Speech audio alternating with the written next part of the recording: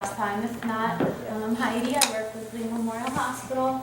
As we said, I work Cape Coral, some of the practice groups doing mostly weight management, but we also do a lot of diabetes, high blood pressure, hyperlipidemia, so all kinds of stuff, and I do a lot of different presentations. So glad to be back. Hopefully you remember some of the first stuff from the first presentation, so hopefully you'll apply it a little bit to this too.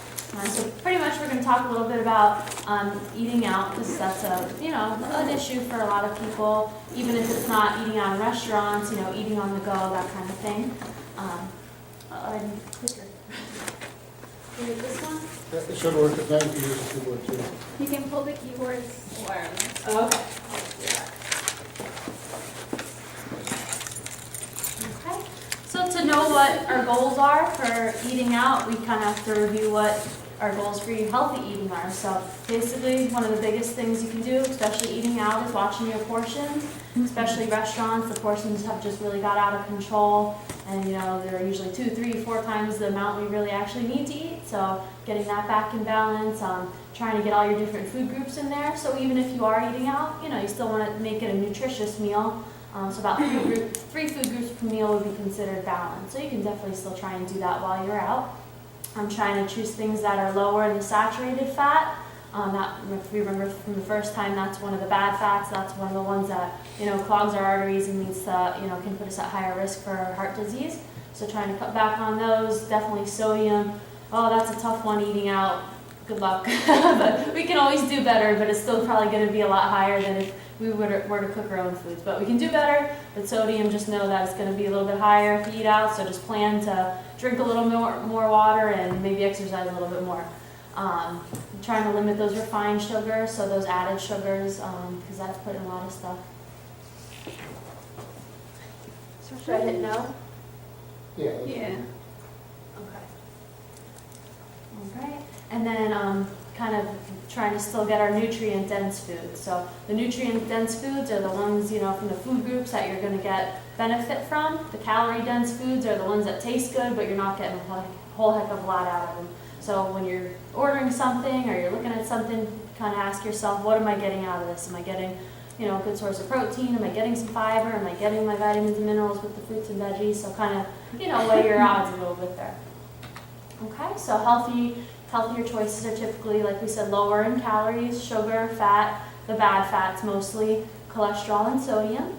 And then they're going to be higher in your fiber, your protein, and other vitamins and minerals. So you want to make sure you're still getting those nutrients that we need and cutting back on all those other things that we don't need too much of.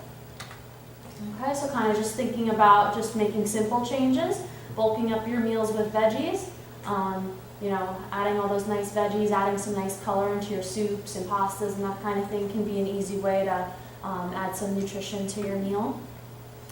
Thinking about the My Plate method that we talked about last time, right off the bat, dedicating half your plate to veggies. Like we said, they're very low in calories.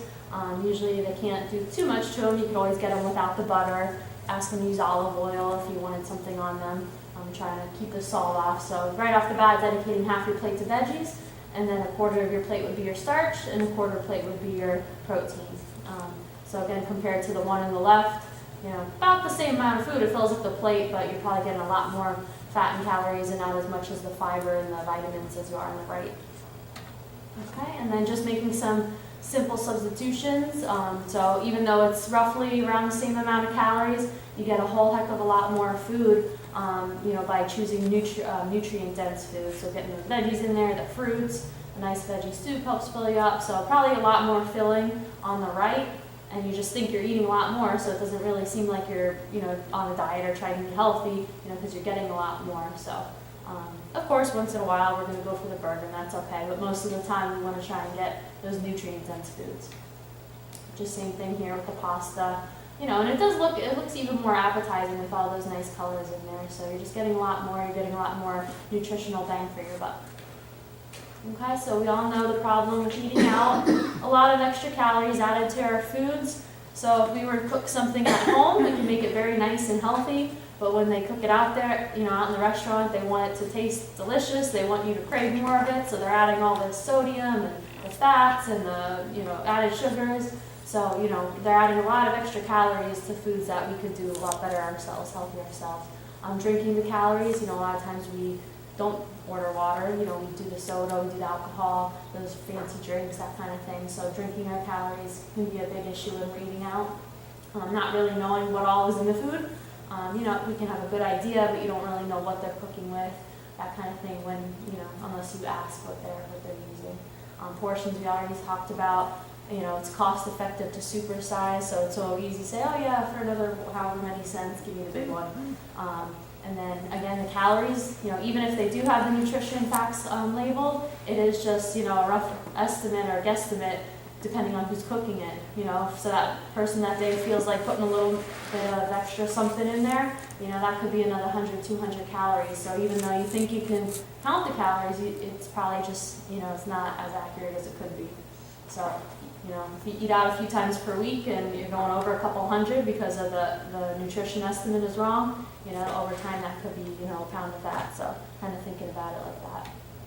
Okay, and like we said with the portions, compared to what the USDA recommends, restaurants usually serve, you know, a lot more than we need, especially pasta, muffins, steaks, bagels, hamburgers. Those are some of the biggest ones that are, you know, way too big for what we need. So just kind of keeping that in mind. So, you know, always, you know, trying to share, taking stuff home right away, getting that to-go box, that kind of thing. Trying to, you know, look through the books ahead of time, trying to pick the healthier option. Okay, and then these are just some interesting facts. This first one, I think, is a little bit of an underestimate, because I have to say, you know, if I was eating out, I'd probably be overeating way more than 100 calories, because that's not too bad, but yeah, I would have to say it's a little bit higher than that. But most people don't eat, you know, that many home-cooked meals anymore, which is just our lifestyle. We're eating on the go, that kind of thing. So about 45% eat fewer than 5 home-cooked meals per week, and 17% don't even eat 3. So that means they're eating most of their meals out. So if we're overeating a couple hundred calories every time we go out, you know, it's no wonder we're gaining weight over the years. And just marketing, 89% of the foods that are marketed, especially towards kids, are not really nutritious foods at all. So kind of the problem there. And studies show that people who eat 2 or more servings of veggies have a 40% slower decline, cognitive decline. So I don't know, I think that's a pretty good reason. Try and get your veggies in there. You know, lots of vitamins, antioxidants, phytochemicals to help you out.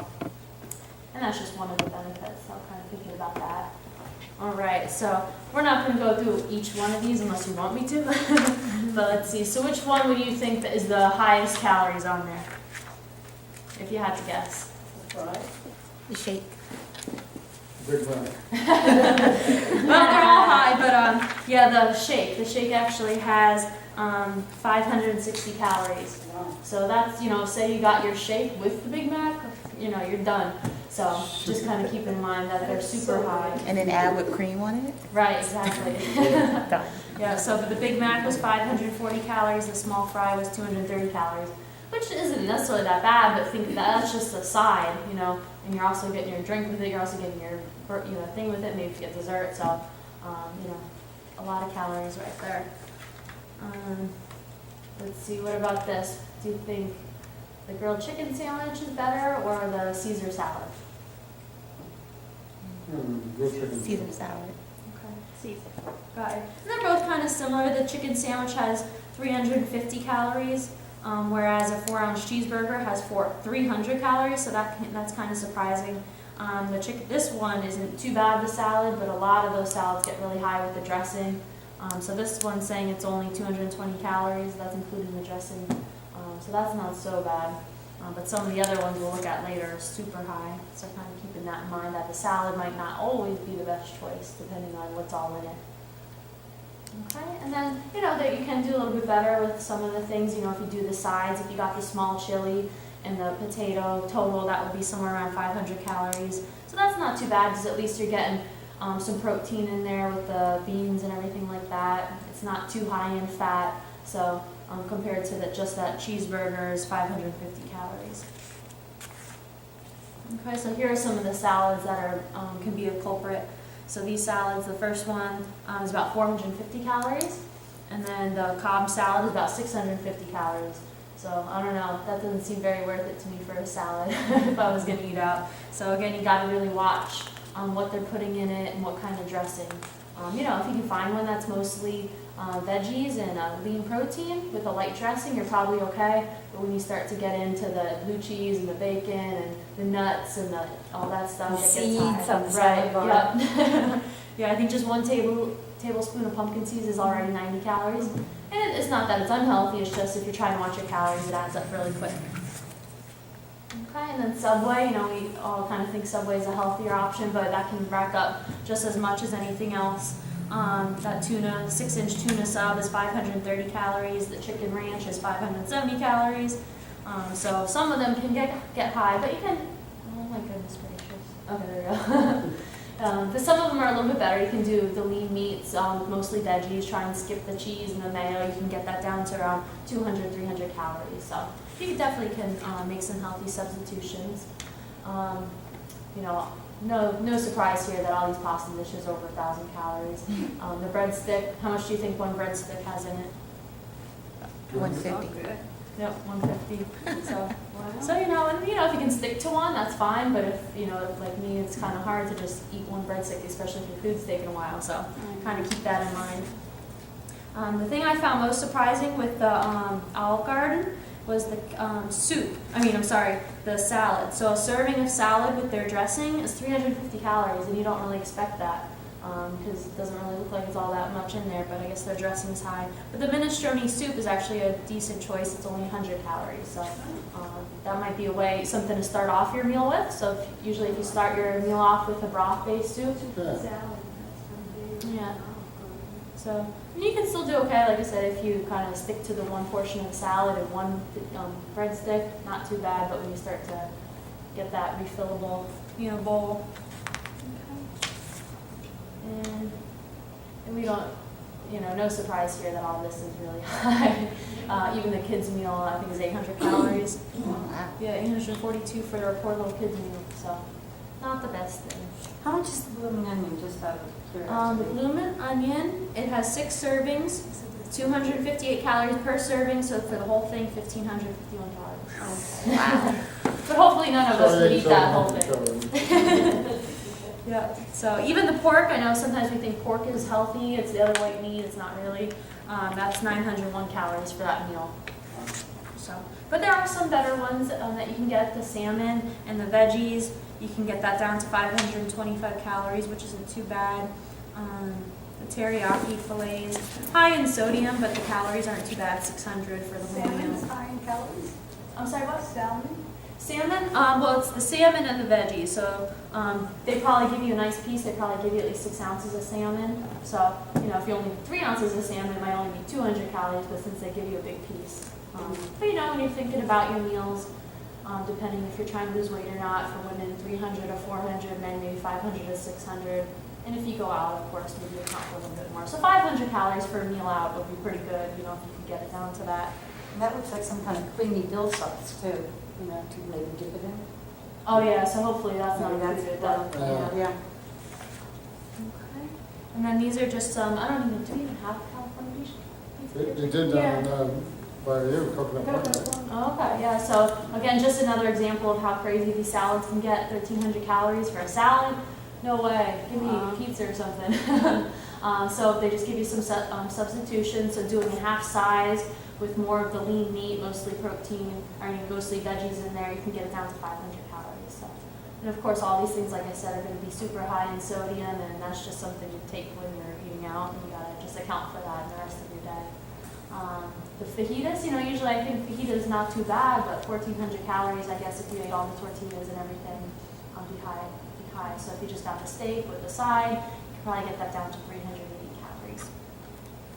Okay, and then Ruby Tuesday, sometimes we think, oh, we'll get the turkey burger instead of the regular burger because it's so much better, but it's really not. It's 1,300 calories, No 73 way. grams of fat, which is probably just as bad as a beef burger. I don't know, I have to look it up, but because they still put all that stuff on it and process the turkey.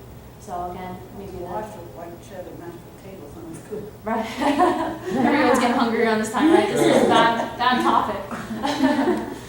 So yeah, you can do like the lean meat, the top sirloin with the spaghetti squash and the cheddar mash. You can get that down to 669. So, and then these are just some little snacky type things. So the pot secret kettle corn. The bad thing here is the trans fat, 6 grams of trans fat. And if you remember from last time, we want to try and keep our trans fat at 0. So that's way too much for trans fat. Or you can get the Smart Pop kettle corn.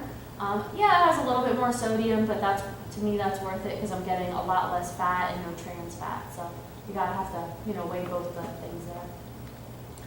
Some of the drinks, I know we love our coffee drinks. So the coffee Colada cream, 600 calories, which is kind of crazy, but you can, make a healthier substitution. Get it with the small milk, get the sugar-free, get that down to 140 calories. Starbucks, 570 calories for that nice frappuccino. You could try and do the light, the coffee instead of the strawberry flavoring. Get that down to 110 calories. So you just gotta have to think about just changing your mind around a little bit and just trying to go towards the Just accept the way lower they're being calories. That's why I gained my weight. I was having 2 a day Oh man. after I had my son. I'm like, good. Oh yeah. Okay, and then Arby's, sometimes you think the sandwiches would be healthier, the market fresh sandwiches, and that's actually 708 calories just for a turkey and Swiss sandwich. So, looking for the healthier options, using that book, asking for the nutrition facts, that's okay. And, you can do the chicken cordon bleu sandwich for 488. So, and let's see, okay, so that's pretty much with that. So just some tips as far as cutting the calories for your restaurants. If you can get an appetizer and have that as your meal, if it's a smaller portion, of course. If you get the bloomin' onion as your meal, that's not really gonna help you out. But, some of the other, maybe like the stuffed mushrooms or, I can't even think of any other, the grilled shrimp, that kind of thing. So getting an appetizer as your meal, maybe have a nice salad with it, a side salad. Ordering off the kids menu. A lot of restaurants are starting to get a little bit more nice about that because they know people don't want to eat as much. So sometimes ordering off the kids menu, always get the doggy bag, or even when they first just bring your food, get that box so you're not tempted, by it later. Using the 80-20 rule, eat to your 80% full, and then leave the rest or take home the rest, the other 20%. 20 minutes. Does anyone know what that means? Take that long to eat, so Yeah, you're exactly. going to eat. Yeah, that's basically how long it would take your brain to realize when you're full. So if we're eating really quick and we're done in 10 minutes, we're still going to think we're hungry and we're going to be more likely to overeat. So just taking your time, putting your fork down in between, drinking your water, and you're out. You should make it a nice evening and not rush through it. Wait for that pause. There's just a natural pause that your body will get. Maybe you'll do that. And then that's your cue to stop. That's not like, okay, I'll take a break and then I'll go back and finish. Get your box in and be done with it. So there's just a natural pause that usually most of us have when we start to get full. And before you get there, before you get to the restaurant, try and have, if you're starving, maybe have a little something even before you go. If it's a piece of fruit or even if it's 100, 150 calories, that's going to be better to hopefully than to prevent you from overeating while you're there. Because if you go into that meal starving, you're going to get the appetizer, you're going to get the bread, you're going to get the salad, and then your meal too. So, making sure you're not so hungry going into that dinner meal or whatever meal it is that you're eating out.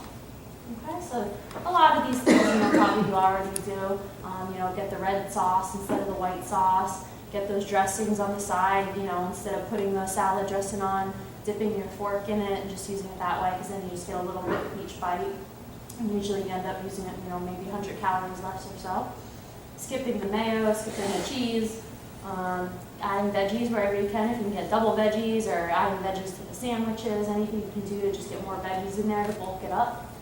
Keeping it simple, instead of some of those mixed dishes and those pasta dishes, just try to keep it simple with your lean protein, your starch, and your veggie, and try and leave all that other fancy stuff out because usually they have a lot of sauces and creams and stuff like that in it. Say no to the rolls, or at least just tell them to bring, enough for one for each person. Just because if that whole loaf is there or that whole bread basket's there and there's extra, most likely we're going to eat it. Drinking your water. Water is free. It's cheap. It has no calories in it. So, trying to stick to the water when you're out. And a lot of people say, well, the water's so bad, when you go out. But you can, I guess, if you put your lemon in there, you can bring a little flavoring packet or something. At least try and get around it that way. Like we said, share, you share with whoever you're with, or take it home right away, get a box right away, using an appetizer, the meal we already said. Looking at the calories first, because as we know, we can think we're making a healthy choice, and then say you're keeping track in an app or something, and you go to log it in later, it could end up being double what you thought. A couple times I've done that, I'm like, oh man, I should have just had the thing I really wanted.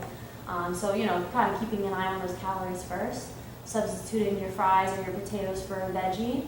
And like we said, starting out with a broth-based soup, starting out with 100-calorie minestrone would hopefully, fill you up a little bit so you wouldn't eat so much of the entree. Okay, and then just being mindful, a lot of restaurants are getting more whole grain choices, so we might start to see more brown rice and more quinoa and that kind of stuff. So, especially if you don't cook it at home, maybe try it when you're out, because at least you're going to get more benefit out of it. You're going to get more fiber, hopefully fill you up a little bit more.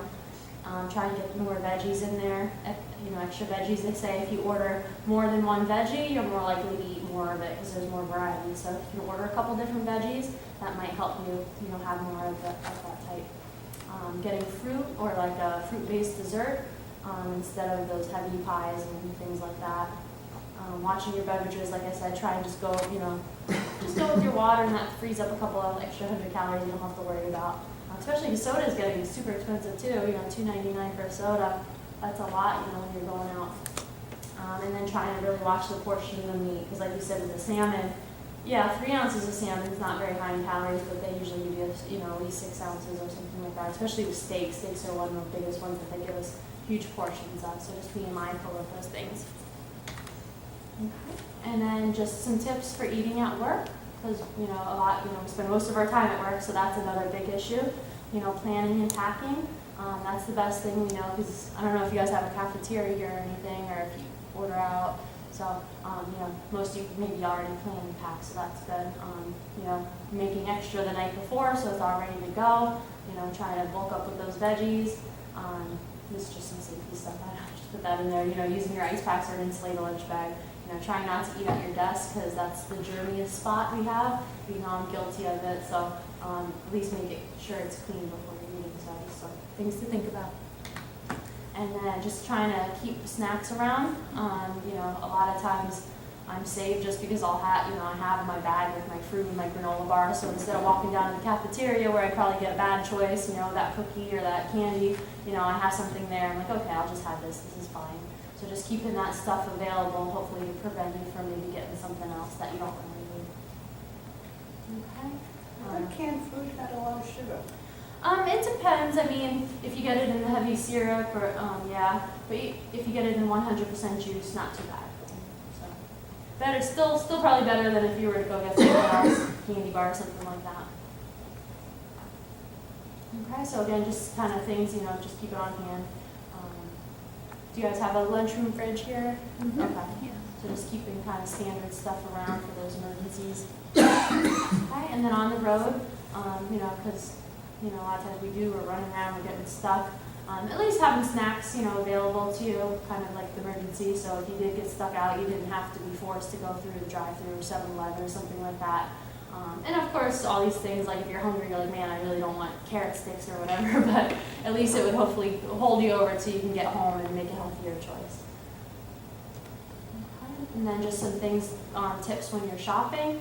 The biggest mistake, don't shop hungry, because you're going to be like, oh, that looks good, let's get that. So don't shop hungry, have a list, stick to it, stay on the outside aisles as much as you can, because those are going to be obviously the more or less the less processed foods, the healthier foods, and then just go down the main aisles for those staple foods like your beans and your pasta and that kind of stuff.